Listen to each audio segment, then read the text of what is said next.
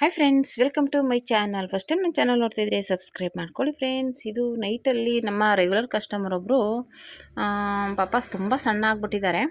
ಅವರು ಒಂದು ವೆಡ್ಡಿಂಗ್ ಆ್ಯನಿವರ್ಸರಿಗೆ ಒಂದು ಬ್ಲೌಸ್ ಹೊಲ್ಕೊಡಿ ಅಂತ ಹೇಳಿದ್ರು.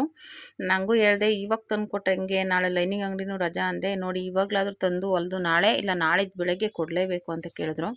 ಅದಕ್ಕೆ ನಾನೇನು ಮಾಡಿದೆ, ಸರಿ ಆಯಿತು ಅಂದರೆ ಏನು ಡಿಸೈನ್ ಅಷ್ಟೇನು ಡಿಸೈನ್ ಹೇಳಲ್ಲ ಅವರು. ಸಿಂಪಲಾಗಿ ನಿಮ್ಗೆ ಏನು ಡಿಸೈನ್ ಬರುತ್ತೋ ಅದು ಮಾಡಿ ಅಂತ ಹೇಳ್ತಾರೆ ಅವರು. ಇದೇ ಡಿಸೈನ್ ಬೇಕು ಅಂತಲೇ ಎಕ್ಸ್ಪೆಕ್ಟ್ ಮಾಡಲ್ಲ.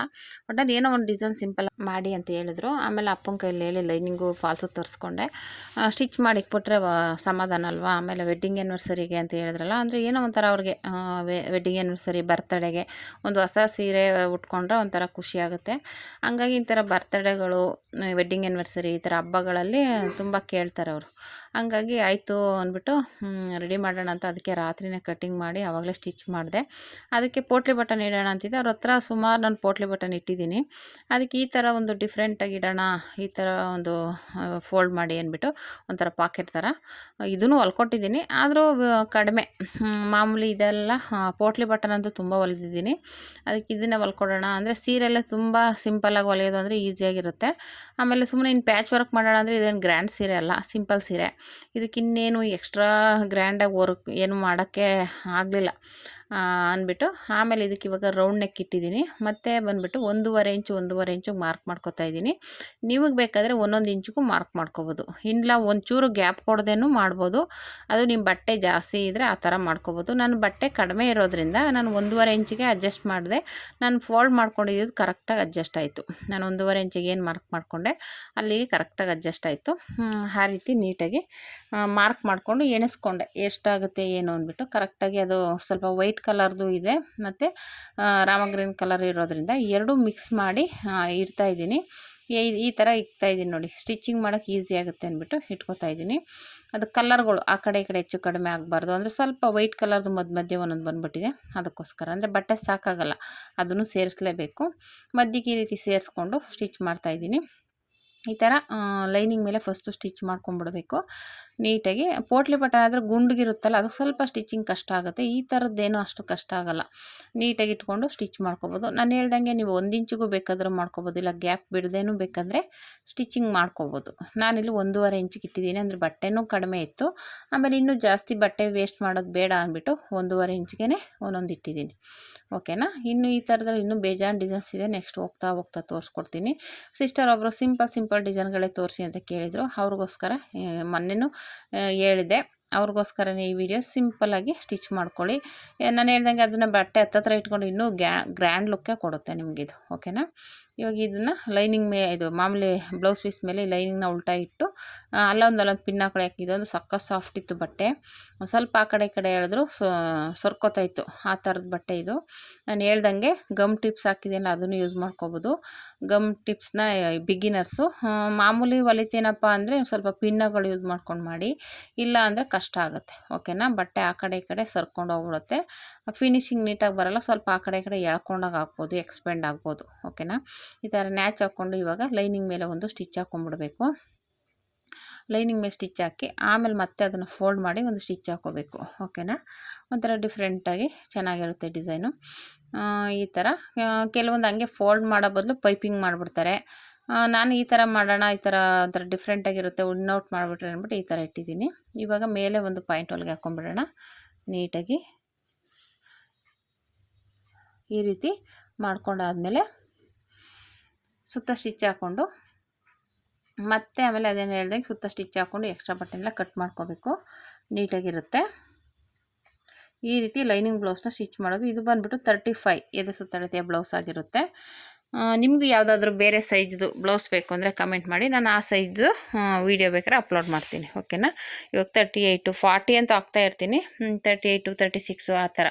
ನಿಮ್ಗೆ ಯಾವುದಾದ್ರೂ ಈ ಥರದ್ದು ನಮ್ಗೆ ಗೊತ್ತಾಗ್ತಾಯಿಲ್ಲ, ಈ ಥರ ಸೈಜಲ್ಲಿ ತೋರಿಸ್ಕೊಡಿ ಅಂದರೆ ನಾನು ಅದನ್ನು ಹಾಕೋಕ್ಕೆ ಟ್ರೈ ಮಾಡ್ತೀನಿ. ಓಕೆನಾ. ಒಂದು 12 ವರ್ಷದ್ದು ಗೌನ್ ಕೇಳಿದ್ರು, ಅದರ ಲಂಗ ಬ್ಲೌಸ್ ಬಂದಿದೆ. ನೋಡೋಣ, ಅದನ್ನೇ ಹಾಕ್ತೀನಿ. ಯಾರಿಗಾದ್ರೂ ಇಂಟ್ರೆಸ್ಟ್ ಇದ್ದರೆ ನೋಡ್ಬೋದು. ಸಿಸ್ಟರ್ ಒಬ್ಬರು 14 ವರ್ಷದ ಗೌನ್ ತೋರಿಸ್ಕೊಂಡಿದ್ರು. ಗೌನ್ ಇಲ್ಲ, ಲಂಗ ಬ್ಲೌಸ್ ಬಂದಿದೆ 14 ವರ್ಷದ ಹುಡುಗಿದು. ನೋಡೋಣ, ಅದನ್ನೇ ತೋರಿಸ್ಕೊಡ್ತೀನಿ. ಇವಾಗ ಸ್ಟಿಚಿಂಗ್ ಎಲ್ಲ ಆಯಿತು. ಇವಾಗ ಸುತ್ತ ನಾನು ಹೇಳ್ದಂಗೆ ಸ್ಟಿಚ್ ಮಾಡ್ಕೊಂಬಿಟ್ಟು ಆಮೇಲೆ ಎಕ್ಸ್ಟ್ರಾ ಬಟ್ಟೆನ ಕಟ್ ಮಾಡಿ ತೆಗೆದುಬಿಡಬೇಕು. ಈ ರೀತಿ ತೆಗೆದುಬಿಟ್ರೆ ಅಲ್ಲಿಗೆ ಬ್ಯಾಕ್ ಪೀಸ್ ರೆಡಿ ಆಗುತ್ತೆ. ಇಷ್ಟೇ. ಸ್ಮೂತ್ ಇರೋದ್ರಿಂದ ನೀಟಾಗಿ ಎಕ್ಸ್ಟ್ರಾ ಬಟ್ಟೆನೆಲ್ಲ ಕಟ್ ಮಾಡಿ ತೆಗೆದ್ಬಿಡಿ. ಮತ್ತು ಕೆಳಗಡೆ ಬಂದ್ಬಿಟ್ಟು ಫೋಲ್ಡ್ ಮಾಡ್ಕೊಳ್ಳಿ. ನಾನು ಹಂಚಿರೋ ಕಡೆಯಿಂದ ಇಟ್ಟಿದ್ದೆ, ಅದಕ್ಕೋಸ್ಕರ ಹಂಗೇ ಫೋಲ್ಡ್ ಮಾಡಿ ಒಂದು ಸ್ಟಿಚ್ ಹಾಕ್ಬಿಟ್ಟೆ. ಇಲ್ಲ ಎಮ್ಮಿಂಗ್ ಮಾಡ್ಕೋತೀನಿ ಅಂದರೆ ನೀವು ಎಮ್ಮಿಂಗ್ ಮಾಡ್ಕೋಬೋದು. ಓಕೆನಾ. ಫೋಲ್ಡ್ ಮಾಡಿ ಸ್ಟಿಚ್ ಮಾಡಿಬಿಟ್ಟು ಇವಾಗ ಡಾಟ್ ಪಾಯಿಂಟ್ ಇಟ್ಕೋಬೇಕು. ಮಧ್ಯದಲ್ಲಿ ಫೋಲ್ಡ್ ಮಾಡಿ ಕರೆಕ್ಟಾಗಿ ಶೋಲ್ಡ್ರ್ ಮಧ್ಯೆ ಬರೋ ಥರ ಡಾಟ್ ಪಾಯಿಂಟ್ ಮಾರ್ಕ್ ಮಾಡಿಕೊಂಡು ಡಾಟ್ ಇಟ್ಕೊಳ್ಳಿ. ಸ್ಮೂತಾಗಿರೋ ಬಟ್ಟೆ ಆಗಿರೋದ್ರಿಂದ ಸ್ವಲ್ಪ ಕೆಳಗಡೆ ಬಟ್ಟೆ ಸೇರಿಸಿ ನೀಟಾಗಿ ಇಟ್ಕೊಂಡು ಸ್ಟಿಚ್ ಮಾಡ್ಕೊಳ್ಳಿ. ಇಲ್ಲ ಕೆಳಗಡೆ ಬಟ್ಟೆ ಓಪನ್ ಆಗೋ ಚಾನ್ಸ್ ಇರುತ್ತೆ, ಅಂದರೆ ಸ್ಮೂತ್ ಇರುತ್ತಲ್ಲ ಬಟ್ಟೆ, ಅದಕ್ಕೋಸ್ಕರ ಏನಾಗುತ್ತೆ ಬಟ್ಟೆ ಸಪ್ರೇಟು ಲೈನಿಂಗ್ ಸಪ್ರೇಟ್ ಆಗಿಬಿಡುತ್ತೆ. ಅದಕ್ಕೆ ಬಟ್ಟೆನ ಸೇರಿಸಿ ಸ್ಟಿಚ್ ಮಾಡ್ಕೊಳ್ಳಿ. ಓಕೆನಾ. ಇವಾಗ ಈ ರೀತಿ ಸ್ಟಿಚ್ ಮಾಡ್ಕೊಂಡಾದಮೇಲೆ ನೀಟಾಗಿ ಬಂತು. ಇವಾಗ ಇದು ನೋಡಿ ಡಿಸೈನ್ ಎಲ್ಲ. ಈಗ ಫ್ರಂಟ್ ಪೀಸ್ ರೆಡಿ ಮಾಡ್ಕೊಳ್ಳೋಣ. ಮಾಮೂಲಿ ಫ್ರಂಟ್ ಪೀಸ್ನೂ ಅಷ್ಟೇ ಇನ್ನೌಟ್ ಮಾಡ್ಕೊಂಬಿಡೋದು. ಬಟ್ಟೆ ಇದ್ದಿದ್ರೆ ಫ್ರಂಟ್ ಪೀಸ್ಗೂ ಕೊಡ್ತಿದ್ದೆ, ಇಲ್ಲ ಎಕ್ಸ್ಟ್ರಾ ಸೀರೆ ಕಟ್ ಮಾಡಿದ್ರೆ ಮತ್ತೆ ಸೀರೆ ತುಂಡಾಗುತ್ತೆ ಅಂದ್ಬಿಟ್ಟು ಕಟ್ ಮಾಡಿಲ್ಲ. ಎಕ್ಸ್ಟ್ರಾ ಬೇಕು ಅಂದರೆ ನೀವು ಸೀರೆ ಫ್ರಂಟ್ಗೂ ಅದೇ ಥರ ಡಿಸೈನ್ನ ಕೊಟ್ಕೋಬೋದು, ಸ್ಲೀವ್ಸು ಕೊಡ್ಬೋದು. ಅಂದರೆ ಬಟ್ಟೆ ಜಾಸ್ತಿ ಬೇಕು, ಯಾಕೆಂದರೆ ನಾವು 2 ಇಂಚು ಕಟ್ ಮಾಡ್ಕೋಬೇಕಲ್ವ, 1.5 ಇಂಚು 2 ಇಂಚಿಗೆ, ಅದಕ್ಕೋಸ್ಕರ ಬಟ್ಟೆ ಸ್ವಲ್ಪ ಜಾಸ್ತಿ ಬೇಕಾಗುತ್ತೆ. ಓಕೆನಾ. ಇವಾಗ ಈ ರೀತಿ ನೆಕ್ಕನ್ನ ಇನ್ನೌಟ್ ಮಾಡ್ಕೋತಾ ಇದ್ದೀನಿ. ಫ್ರಂಟಲ್ಲಿ ಈ ರೀತಿ ಇನ್ನೌಟ್ ಮಾಡ್ಕೊಂಬಿಟ್ಟು ಮತ್ತೆ ನ್ಯಾಚ್ ಹಾಕ್ಕೊಂಡು ಲೈನಿಂಗ್ ಮೇಲೆ ಒಂದು ಪಾಯಿಂಟ್ ಒಳಗೆ ಹಾಕ್ಕೊಂಡು ಮತ್ತೆ ತಿರುಗಿಸ್ಕೊಂಡು ಸ್ಟಿಚ್ ಹಾಕ್ಕೋಬೇಕು. ತುಂಬಾ ಈಸಿಯಾಗಿ ಸ್ಟಿಚ್ ಮಾಡ್ಬೋದು. ಕಲಿಯೋ ಇಂಟ್ರೆಸ್ಟ್ ಇರಬೇಕಷ್ಟೇ. ಯಾರಿಗಾದರೂ ಅಷ್ಟೇ ಇಂಟ್ರೆಸ್ಟ್ ಬಂದರೆ ನೀವು ಆಟೋಮೆಟಿಕ್ಕಾಗಿ ಯಾವುದೇ ಬ್ಲೌಸ್ ಆದರೂ ನಿಮ್ಗೆ ಕಷ್ಟ ಅನಿಸಲ್ಲ. ಅಯ್ಯೋ ಈ ಡಿಸೈನಾ ಅನಿಸ್ಬಿಡುತ್ತೆ. ನೀವು ಅದೇ ಹೊಲಿಯೋಕ್ಕೆ ಸ್ಟಾರ್ಟ್ ಮಾಡಿದ್ರೆ ಓ ಇಷ್ಟೇನಾ ಇದು ಡಿಸೈನು, ಇಷ್ಟೇನಾ ಇದು ಅನಿಸ್ಬಿಡುತ್ತೆ. ಹಾಗೆ ಇಂಟ್ರೆಸ್ಟ್ ಕೊಟ್ಟು ಕಲಿಬೇಕು. ಹೊಲಿಯೋದಾಗಲಿ ಕಲಿಯೋದಾಗಲಿ ಎಲ್ಲದಕ್ಕೂ ನಿಮಗೆ ಇಂಟ್ರೆಸ್ಟ್ ಇರಬೇಕು. ಓಕೆನಾ. ಆವಾಗಲೇ ಇಷ್ಟಪಟ್ಟು ಮಾಡಬೇಕು ಕೆಲಸನ, ಆವಾಗಲೇ ನಿಮಗೆ ಮಾಡೋದಕ್ಕೆ ಇನ್ನೂ ಖುಷಿ ಕೊಡುತ್ತೆ ಕೆಲಸ. ಓಕೆನಾ. ಮನೆಯಲ್ಲ ಕೂತ್ಕೊಂಡು ಈ ಥರ ಸಂಪಾದನೆ ಮಾಡೋದಕ್ಕೆ ಯಾರಿಗೂ ಸಹ ಆಗಲ್ಲ. ಅನುಭವ ಎಂತೆಂಥ ಕೆಲಸಗಳ್ನೋ ಮಾಡ್ತಾರೆ, ಆದರೂ ಈ ಟೈಲರಿಂಗಲ್ಲಿರುವಷ್ಟು ಅನುಭವ ಇದು ಇನ್ಕಮ್ಮು ಯಾವುದ್ರಲ್ಲೂ ಇರಲ್ಲ. ಓಕೆನಾ. ಮನೆ ಕೆಲಸನೂ ಮಾಡಿಕೊಂಡು ಆರಾಮಾಗಿ ಮನೇಲೇ ಒಂದು ಬ್ಲೌಸ್ ಹೊಲ್ಕೊಂಡ್ರೂ ಸಾಕು. ನೀವು ಜಾಸ್ತಿ ಹೊಲಿಬೇಕಾಗಿಲ್ಲ. ಡೈಲಿ ಒಂದೊಂದು ಬ್ಲೌಸ್ ಹೊಲ್ಕೊಂಡ್ರು ನಿಮಗೆ ನಿಮ್ಮ ಖರ್ಚಿಗೆ ನಿಮ್ಮ ಅಮೌಂಟ್ ಮಾಡ್ಕೋಬೋದು. ಅಯ್ಯೋ ಹೊಲಿಯೋಕ್ಕಾಗುತ್ತಾ ಅಂತ ಚಿಂತೆ ಮಾಡೋ ಬದಲು ಹೊಲಿಬೇಕು. ಓಕೆನಾ. ಇವಾಗ ಇದನ್ನು ಹಂಗೆ ತೆಗೆದ್ಬಿಟ್ಟು ಪಾಯಿಂಟ್ ಒಳಗೆ ಹಾಕ್ಕೊಂಡು ಮತ್ತೆ ತಿರುಗಿಸ್ಬಿಟ್ಟು 2 ಪೀಸನ್ನು ಹಾಗೆ ಮಾಡ್ಕೋಬೇಕು ಫ್ರಂಟಲ್ಲಿ. ಓಕೆನಾ. ಆಮೇಲೆ ಡಾಟ್ ಇಟ್ಕೋಬೇಕು ನೀಟಾಗಿ. ನೋಡಿ ಈ ರೀತಿ ಸ್ಟಿಚ್ ಮಾಡಿಕೊಂಡು ನೋಡಿ ಬಟ್ಟೆ ಆ ಕಡೆ ಈ ಕಡೆ ಹೆಂಗೆ ಸರಿತಾ ಇದೆ ನೀವು ನೋಡ್ತಾ ಇರ್ಬೋದು. ಸಖತ್ ಸಾಫ್ಟ್ ಇದೆ ಬಟ್ಟೆ. ಒಂದು ಕಡೆ ಎಳೆದ್ರೆ ಒಂದು ಕಡೆ ಸರ್ಕೊಳ್ಳುತ್ತೆ, ಒಂದು ಕಡೆ ಎಳೆದ್ರೆ ಒಂದು ಕಡೆ ಸರ್ಕೊಳ್ಳುತ್ತೆ. ಬಿಗಿನರ್ಸ್ಗಿನ್ನ ಕಷ್ಟ ಆಗಿಬಿಡುತ್ತೆ. ನಮಗೆ ಇಷ್ಟೊಂದು ಇದಾಗುತ್ತೆ ಅಂದರೆ ಬಿಗಿನರ್ಸ್ಗಿನ್ನ ಅದು ಇದು ಪಿನ್ ಹಾಕ್ಕೊಂಡು ಮಾಡ್ಕೋಬೇಕಾಗುತ್ತೆ. ಓಕೆನಾ. ಇದು ರೆಡಿ ಆಯಿತು. ಈ ಎಕ್ಸ್ಟ್ರಾ ಬಟ್ಟೆ ತೆಗೆದುಬಿಟ್ಟು ಡಾಟ್ ಇಟ್ಕೋಬೇಕು. ಕರೆಕ್ಟಾಗಿ ಆಲ್ರೆಡಿ ನಾನು ಡಾಟ್ಗೆ ಯಾವ ರೀತಿ ಮಾರ್ಕ್ ಮಾಡಿದ್ದೀನೋ ಅದೇ ರೀತಿ ಡಾಟ್ ಇಟ್ಕೋಬೇಕಾಗುತ್ತೆ. ಡಾಟ್ ಫ್ರಂಟಲ್ಲಿ ಬಂದ್ಬಿಟ್ಟು 1 ಇಂಚು, ಹೆವಿ ಚೆಸ್ಟ್ ಇದ್ದರೆ 1.25 1.5 ಇಡಬೇಕಾಗುತ್ತೆ. ಮಾಮೂಲಿ ಮೀಡಿಯಮ್ ಸೈಜ್ಗೆಲ್ಲ 1 ಇಂಚ್ ಆದರೆ ಸಾಕು. ಹೆವಿ ಚೆಸ್ಟ್ ಅಂದರೆ 40, 42, 46, 48 ಆ ಥರ. 40 ಮೇಲಿದ್ದರೆ ನೀವು 1.25 1.5 ಆ ಥರ ಇಟ್ಕೋಬೇಕಾಗುತ್ತೆ. ಓಕೆನಾ.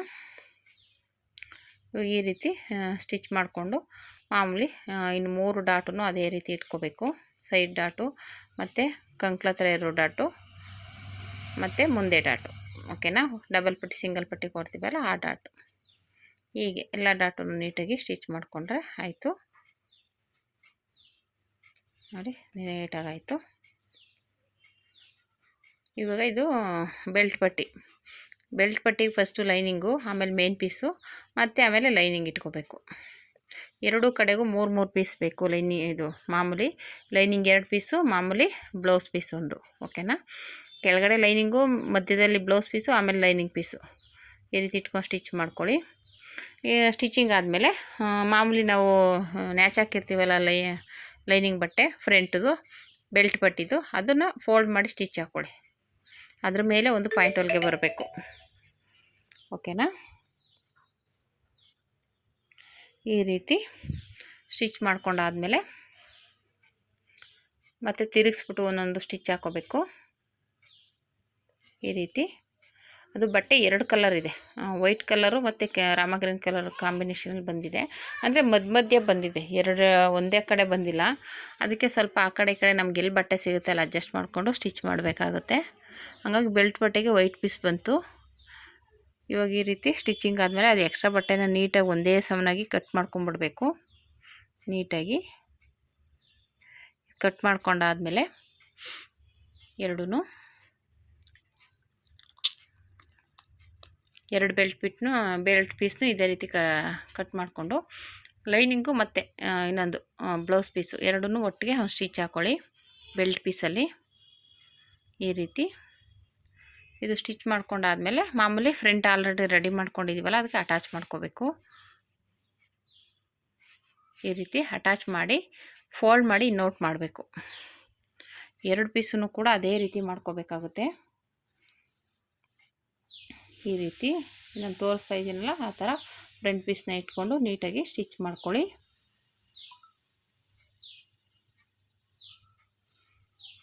ಈ ರೀತಿ ಸ್ಟಿಚಿಂಗ್ ಆದಮೇಲೆ ಎರಡೂ ಕಡೆ ಪೀಸನ್ನು ಅದೇ ರೀತಿ ಸ್ಟಿಚ್ ಮಾಡ್ಕೊಳ್ಳಿ. ಎಕ್ಸ್ಟ್ರಾ ಬಟ್ಟೆ ಬರೋದನ್ನ ಥರ ಕಟ್ ಮಾಡಿಬಿಟ್ಟು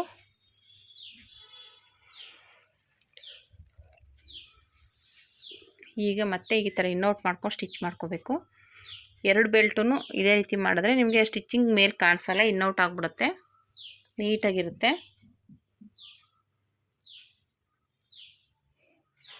ಈ ರೀತಿ ಆಯಿತು ನೋಡಿ. ಈಗ ಇದನ್ನು ಅದೇ ರೀತಿ ಆಗಲೇ ಹೇಳಿದ್ನಲ್ಲ ಅದೇ ರೀತಿ ಸ್ಟಿಚ್ ಮಾಡ್ಕೊಳ್ಳಿ.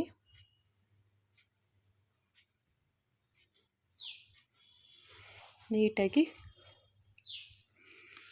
ಎಳೆಯಕ್ಕೆ ಹೋಗಬಾರ್ದು, ಅದು ಹೇಗಿರುತ್ತೆ ಹಾಗೆ ಸ್ಟಿಚ್ ಮಾಡಬೇಕು. ಎಳೆದ್ರೆ ರಿಂಕಲ್ಸ್ ಬಂದ್ಬಿಡುತ್ತೆ ಬೆಲ್ಟ್ ಪಟ್ಟಿಯಲ್ಲಿ. ಇವಾಗ ನ್ಯಾಚ್ ಹಾಕ್ಬಿಟ್ಟು ಉಲ್ಟಾ ತಿರುಗಿಸಿ, ಅವಾಗೇನಾಗುತ್ತೆ ನಿಮಗೆ ಸ್ಟಿಚ್ಚಿಂಗು ಒಳಗಡೆ ಹೋಗುತ್ತೆ, ಮೇಲೆ ಫಿನಿಶಿಂಗ್ ಬರುತ್ತೆ ನೋಡಿ. ಈ ರೀತಿ ಬಂತು. ಇವಾಗ ಇದಕ್ಕೆ ಡಬಲ್ ಪಟ್ಟಿ ಸಿಂಗಲ್ ಪಟ್ಟಿ ರೆಡಿ ಮಾಡ್ಕೋಬೇಕು. ಎರಡೂ ಈ ರೀತಿ ಉಲ್ಟಾ ತಿರುಗಿಸ್ಕೊಂಡು ಅಕಸ್ಮಾತ್ ಕ್ರಾಸ್ ಆಗಿದ್ದರೆ ಬಟ್ಟೆ ಕಟ್ ಮಾಡ್ಕೊಂಬಿಡಿ. ರೆಡಿ ಆಯಿತು.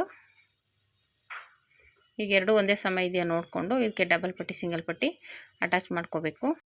ಈಗ ಡಬಲ್ ಪಟ್ಟಿ ಸಿಂಗಲ್ ಪಟ್ಟಿ ಸ್ಟಿಚ್ ಮಾಡ್ಕೋಬೇಕು. ಡಬಲ್ ಪಟ್ಟಿಗೆ ಬಂದುಬಿಟ್ಟು ಲೈನಿಂಗ್ ಬಟ್ಟೆ ಹಾಕೋಬೇಕು. ಸಿಂಗಲ್ ಪಟ್ಟಿಗೆ ಏನು ಅವಶ್ಯಕತೆ ಇಲ್ಲ. ಡಬಲ್ ಫೋಲ್ಡ್ ಮಾಡಿದಾಗ ನಿಮ್ಗೆ 1 ಕಾಲು ಇಂಚ್ ಬಂದರೆ ಸಾಕು, ಅಂದರೆ 2.5 ತೊಗೊಳ್ಳಿ. ಅದರಲ್ಲಿ ನೀಟಾಗಿ ಸ್ಟಿಚ್ ಮಾಡಿ ಡಬಲ್ ಫೋಲ್ಡ್ ಮಾಡಿ ಕಟ್ ಮಾಡ್ಕೊಂಬಿಡಿ. ನಿಮ್ಗೆ ಅಳತೆಲೇ ಬೇಕು ಅಂದರೆ ಅದು ನೀವು ಫೋಲ್ಡ್ ಮಾಡಿದಾಗ 1 ಕಾಲು ಇಂಚ್ ಬರಬೇಕು, ಅಂದರೆ ಸ್ಟಿಚಿಂಗ್ ಹೋಗಿ 1 ಇಂಚ್ ರೆಡಿ ಬರಬೇಕು ನಮಗೆ. ಆ ರೀತಿ ಇದು 2.5 ಇಂಚ್ ತೊಗೊಳ್ಳಿ. ಫೋಲ್ಡ್ ಮಾಡಿದಾಗ ನಿಮಗೆ 1.5 ಇಂಚ್ ಬರುತ್ತೆ. ಅವಾಗ ನಿಮಗೆ ಫೋಲ್ಡಿಂಗ್ ಮಾಡಿದಾಗ 1 ಇಂಚಿಗೆ ರೆಡಿ ಬರುತ್ತೆ. ಓಕೆನಾ? ಇಲ್ಲ ತೋರಿಸ್ತಾ ಇದನ್ನ ಆ ಥರ ಲೈನಿಂಗ್ನ ಅಟ್ಯಾಚ್ ಮಾಡಿಕೊಂಡು ಒಂದು ಸೈಡು ಸ್ಟಿಚ್ ಮಾಡ್ಕೊಂಬಿಡಿ, ಇನ್ನೊಂದು ಸೈಡ್ ಹಾಗೆ ಬಿಡಿ. ಓಕೆನಾ? ಅವಾಗೇನಾಗುತ್ತೆ ಇದನ್ನು ಡಬಲ್ ಫೋಲ್ಡ್ ಮಾಡಿದಾಗ ನೀಟಾಗಿ ಕೂತ್ಕೊಳ್ಳುತ್ತೆ. ಓಕೆನಾ? ಈಗ ಎಕ್ಸ್ಟ್ರಾ ಬಟ್ಟೆ ಆ ಥರ ಸ್ವಲ್ಪ ಕ್ರಾಸ್ ಆಗಿದ್ರೆ ತೆಗೆದುಬಿಟ್ರೆ ಆಯಿತು, ಅಷ್ಟೇ. ಇದು ಈಗ ನಮ್ಗೆ ಯಾವ ಕಡೆ ಬೇಕು ನೋಡಿಕೊಂಡು ಡಬಲ್ ಪಟ್ಟಿ ಸಿಂಗಲ್ ಪಟ್ಟಿನ ಅಳತೆ ಬ್ಲೌಸಲ್ಲಿ ಹೇಗಿರುತ್ತೆ ನೋಡಿ ಕೊಡಿ. ಇಲ್ಲ ಒಬ್ಬೊಬ್ರಿಗೆ ಎಡಗಡೆನೇ ಬೇಕು ಅಂತಾರೆ, ಒಬ್ಬರು ಬಲಗಡೆನೇ ಬೇಕು ಅಂತಾರೆ. ಅದು ನೋಡ್ಕೊಂಡು ಕೊಡಿ. ಯಾಕೆಂದರೆ ಒಬ್ಬೊಬ್ರಿಗೆ ಒಂದೊಂದು ಎಡಗೈಲೇ ರೂಢಿಯಾಗಿರುತ್ತೆ, ಅವ್ರಿಗೆ ಬಲಗೈಲೇ ಬಿಚ್ಚಿ ರೂಢಿಯಾಗಿರುತ್ತೆ. ಹಂಗಾಗಿ ಕೆಲವ್ರಿಗೆ ನಾವು ಬಲಗಡೆ ಇರೋದು ಎಡಗಡೆ ಇಟ್ಬಿಟ್ರೆ ಎಡಗಡೆ ಯಾಕೆ ಇಟ್ಟಿದ್ದೀರಾ ಬಲಗಡೆನೇ ಬೇಕು ಅಂತಾರೆ. ಕೆಲವ್ರು ಬಲಗಡೆ ಇಟ್ಟರೆ ಎಡಗಡೆ ಇಡಿ ಅಂತ ಕೇಳ್ತಾರೆ. ಅವ್ರನ್ನ ಕೇಳ್ಬಿಟ್ಟಿಡಿ. ಇಲ್ಲ ನಿಮ್ಮ ಅಳತೆ ಬ್ಲೌಸಲ್ಲಿ ಹೇಗೆ ಕೊಟ್ಟಿರ್ತಾರೋ ಆಗಿಡಿ. ಒಂದೊಂದು ಎಡಗಡೆ ಇರುತ್ತೆ, ಒಂದೊಂದು ಬಲಗಡೆ ಇರುತ್ತೆ, ಹೇಳೋಕ್ಕಾಗೋದಿಲ್ಲ. ಓಕೆನಾ? ಈ ರೀತಿ ಮಾಡಿಕೊಂಡು ಸ್ಟಿಚ್ ಮಾಡಿಕೊಂಡ್ರೆ ಆಯಿತು. ಅದರಲ್ಲಿ ಏನು ಮಾಡಿಲ್ಲ ನಾನು, ಮಾಮೂಲಿ ರಿಂಗಲ್ಲಿ ಹಾಕಬೇಕು, ಅಂದರೆ ಮಾಡಬೇಕು, ಸ್ಟಿಚ್ ಮಾಡಬೇಕು. ಈ ರೀತಿ ಫೋಲ್ಡ್ ಮಾಡಿಕೊಂಡು ಫಸ್ಟು ಒಂದು ಹೊಲಿಗೆ ಹಾಕ್ಕೊಂಬಿಡಿ.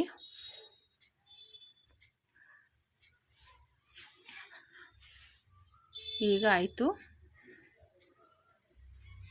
ಇವಾಗ ಎರಡು ಒಂದೇ ಸಮ ಇದೆಯಾ ನೋಡ್ಕೊಳ್ಳಿ. ನೋಡಿ ಕರೆಕ್ಟಾಗಿದೆ. ಈಗ ಬ್ಯಾಕ್ ಪೀಸ್ ತೊಗೊಂಡು ಜಾಯಿಂಟ್ ಮಾಡ್ಕೊಳ್ಳಿ. ಆ ಕಡೆ ಪೀಸ್ ಈ ಕಡೆ ಪೀಸ್ ಇಟ್ಟು ಇದು ಜಾಯಿಂಟಿಂಗ್ ಆದಮೇಲೆ ಸ್ಲೀವ್ಸ್ ರೆಡಿ ಮಾಡ್ಕೋಬೇಕಾಗುತ್ತೆ. ಸ್ಲೀವ್ಸಿಗೆ ಬಂದುಬಿಟ್ಟು ಸ್ವಲ್ಪ ಜಾಯಿಂಟಿಂಗ್ ಬರುತ್ತೆ, ಯಾಕೆಂದರೆ ಡಿಸೈನ್ ಇದೆ ಇದಕ್ಕೆ, ಹಂಗಾಗಿ ಸ್ವಲ್ಪ ಜಾಯಿಂಟಿಂಗ್ ಬರುತ್ತೆ.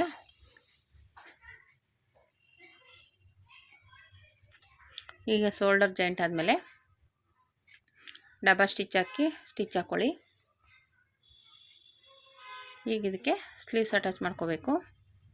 ಸ್ಲೀವ್ಸ್ಗೆ ನೋಡಿ ಈ ಥರ ಜಾಯಿಂಟಿಂಗ್ ಬರುತ್ತೆ, ಲೈನಿಂಗಿಗೂ ಜಾಯಿಂಟಿಂಗ್ ಬರುತ್ತೆ, ಮೇನ್ ಪೀಸ್ಗೂ ಜಾಯಿಂಟಿಂಗ್ ಬರುತ್ತೆ. ಈಗ ಫಸ್ಟು ಲೈನಿಂಗ್ಗೆ ಜಾಯಿಂಟ್ ಮಾಡ್ಕೊಂಬಿಡೋಣ. ಆಮೇಲೆ ಮೇನ್ ಪೀಸ್ಗೆ ಅಡ್ಜಸ್ಟ್ ಮಾಡಬೇಕು ಬಟ್ಟೆನ.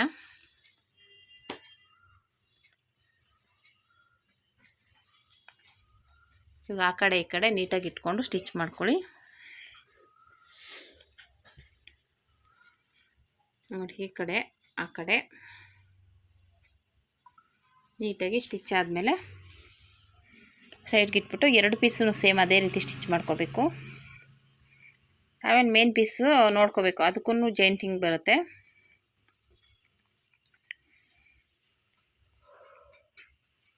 ನೋಡಿ ಈ ಥರ ಜಾಯಿಂಟಿಂಗ್ ಆಯಿತು. ಅದೆರಡು ಒಂದೇ ಸಮ ಇದೆಯಾ ಅಂತ ಸ್ವಲ್ಪ ಚೆಕ್ ಮಾಡ್ಕೊಂಬಿಡ್ಬೇಕು. ಓಕೆನಾ? ಈ ರೀತಿ ಸ್ಟಿಚ್ ಮಾಡಿಕೊಂಡ್ರೆ ಸ್ಲೀವ್ಸ್ ಜಾಯಿಂಟಿಂಗ್ ಆಯಿತು.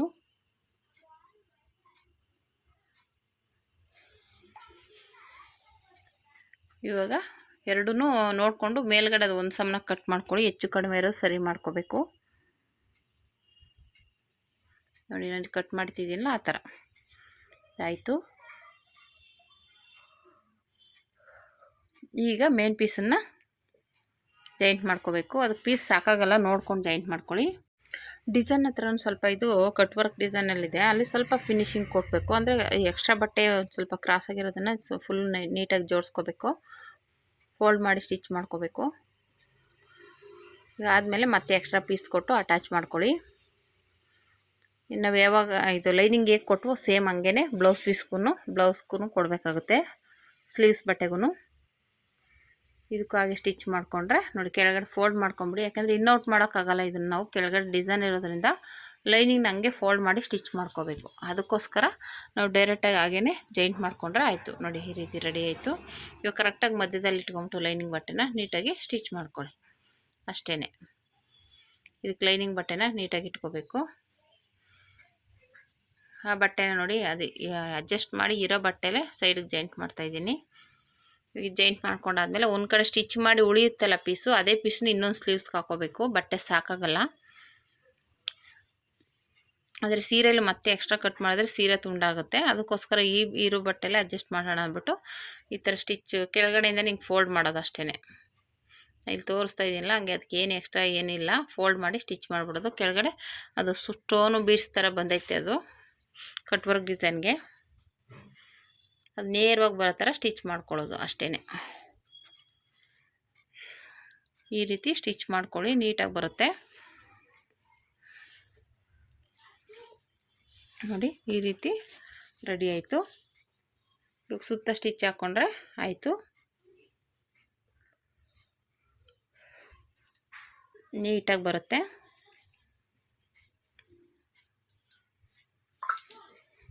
ಇವಾಗ ಇದನ್ನು ಎಕ್ಸ್ಟ್ರಾ ಬಟ್ಟೆನ ಕಟ್ ಮಾಡಿಬಿಟ್ಟು ತೆಗೆದುಬಿಡಿ. ನೀಟಾಗಿ ಬರುತ್ತೆ.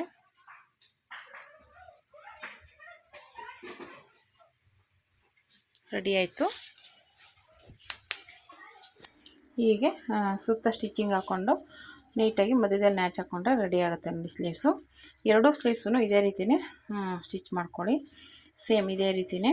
ಇವಾಗ ಇನ್ನೊಂದು ಸ್ಲೀವ್ಸ್ನೂ ಅಷ್ಟೇ ನೋಡಿ ಈ ಥರ ಎಕ್ಸ್ಟ್ರಾ ಬಂದಿದೆ ಬಟ್ಟೆ, ಅದನ್ನು ಸ್ಲೀವ್ಸ್ನ ಫೋಲ್ಡ್ ಮಾಡ್ಕೋಬೇಕು. ಯಾಕೆಂದರೆ ಅದು ಒಂದು ಕಡೆ ಡಿಸೈನ್ ಇದೆ, ಒಂದು ಕಡೆ ನಮ್ಗೆ ಒಂದು ಕಡೆ ತೊಗೊಳಕ್ಕಾಗಲ್ಲ ಅದು. ಯಾಕೆಂದರೆ ಎರಡೂ ಸ್ಲೀವ್ಸ್ಗೂ ಅರ್ಧ ಬಂದಿದೆ. ಒಂದು ಕಡೆ ಜಾಯಿಂಟಿಂಗ್ ಬರುತ್ತೆ, ಇನ್ನೊಂದು ಕಡೆ ಜಾಯಿಂಟಿಂಗ್ ಇದೆ. ಜಾಯಿಂಟಿಂಗ್ ಬಂದ್ರೂ ನಮಗೆ ಡಿಸೈನ್ ಮಾತ್ರ ಮಧ್ಯೆ ಅಷ್ಟೇ ಬರೋದು, ಸ್ವಲ್ಪ ಅರ್ಧಕ್ಕೆ ಬರುತ್ತೆ. ಇನ್ನು ಅದನ್ನೇನು ಮಾಡೋಕ್ಕಾಗಲ್ಲ, ತೆಗ್ತೀವಿ ಅಂದರೆ ಬಟ್ಟೆ ಕಡಿಮೆ ಆಗಿಬಿಡುತ್ತೆ. ಅದಕ್ಕೋಸ್ಕರ ನಾವು ಅದಕ್ಕೆ ಅಡ್ಜಸ್ಟ್ ಮಾಡಿ ಸ್ಟಿಚ್ ಮಾಡಬೇಕಾಗುತ್ತೆ, ವೇಸ್ಟ್ ಮಾಡ್ತೇನೆ ಬಟ್ಟೆನ. ಯಾವುದೇ ಆದರೂ ಅಷ್ಟೇ ನೀಟಾಗಿ ಈ ರೀತಿನೇ ಮಾಡಬೇಕು.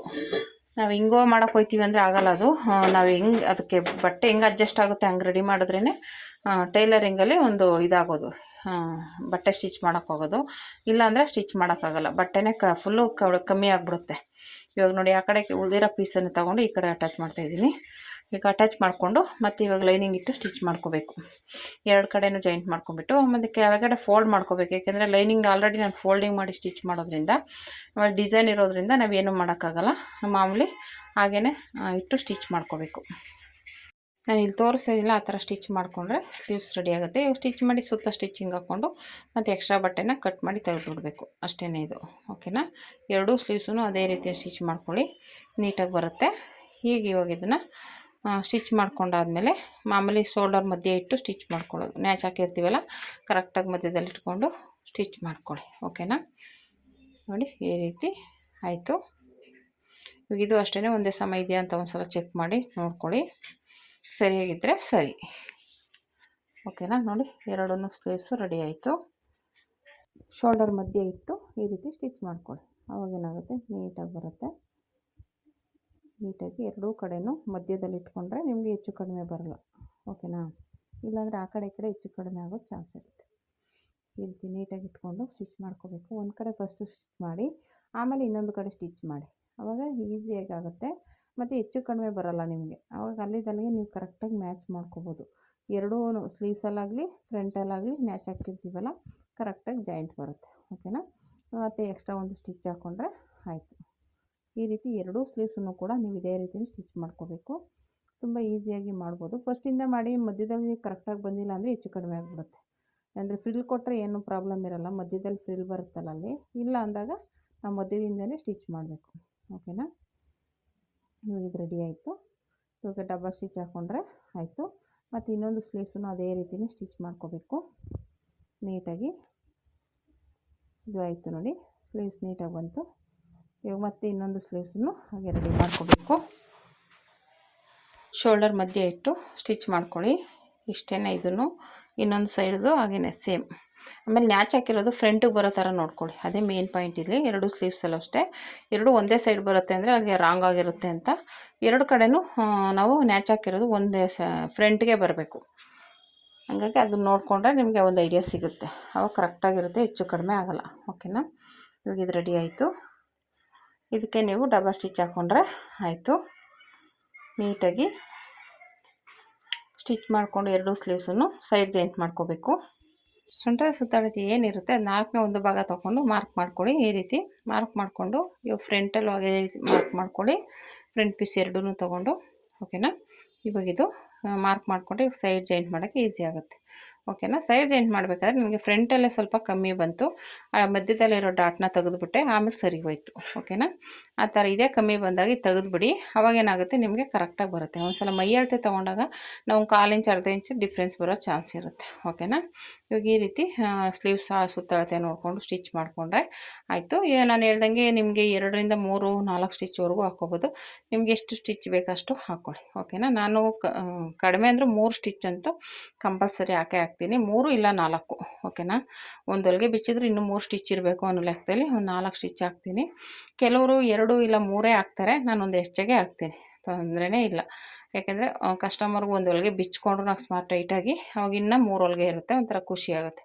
ಈ ರೀತಿ ಸೈಡಲ್ಲಿ ಎಕ್ಸ್ಟ್ರಾ ಬಟ್ಟೆ ಕಟ್ ಮಾಡಿಬಿಟ್ರೆ ಆಯಿತು. ಈಗ ಇನ್ನೊಂದು ಸ್ಲೀವ್ಸ್ನ ಅದೇ ರೀತಿ ಸ್ಟಿಚ್ ಮಾಡಿಕೊಂಡ್ರೆ ಆಯಿತು. ಓಕೆನಾ, ಈ ರೀತಿ ಸ್ಲೀವ್ಸ್ನ ಜಾಯಿಂಟ್ ಮಾಡಿಕೊಂಡು ಸ್ಟಿಚ್ ಮಾಡಿಕೊಂಡ್ರೆ ನಿಮಗೆ ಲೈನಿಂಗ್ ಬ್ಲೌಸ್ ಫಿನಿಶಿಂಗ್ ಆಗುತ್ತೆ. ಓಕೆನಾ, ಅದು ರಾತ್ರಿ ಟೈಮಲ್ಲಿ ಅವ್ರು ಅರ್ಜೆಂಟ್ ಬೇಕು ಅಂದಿದ್ದಕ್ಕೆ ಆಗಲೇ ಕಟ್ ಮಾಡಿ ಆಗಲೇ ಸ್ಟಿಚ್ ಮಾಡಿರುವಂಥ ಬ್ಲೌಸ್ ಇದು. 35 ಅದೇ ಸುತ್ತಳತೆ ಬರುತ್ತೆ. ಪಾಪ ಸಣ್ಣ ಆಗಿಬಿಟ್ಟಿದ್ದಾರೆ, ಅವ್ರದ್ದು ಆ್ಯಕ್ಚುಲಿ 38 ಇತ್ತು ಸೈಜು, ಇವಾಗ 35 ಬಂದಿದೆ ಅಂದರೆ ಅಷ್ಟು ಸಣ್ಣ ಆಗಿದ್ದಾರೆ ಅಂತ. ಹಂಗಾಗಿ ಅವ್ರಿಗೆ ಅವರು ವೆಡ್ಡಿಂಗ್ ಆ್ಯನಿವರ್ಸರಿಗೆ ಬೇಕೇ ಬೇಕು ಅಂದರು. ಹಾಗಾಗಿ ಈ ಥರ ಸಿಂಪಲ್ ಡಿಸೈನ್ಟು ರೆಡಿ ಮಾಡಿದ್ದೀನಿ ನೋಡಿ.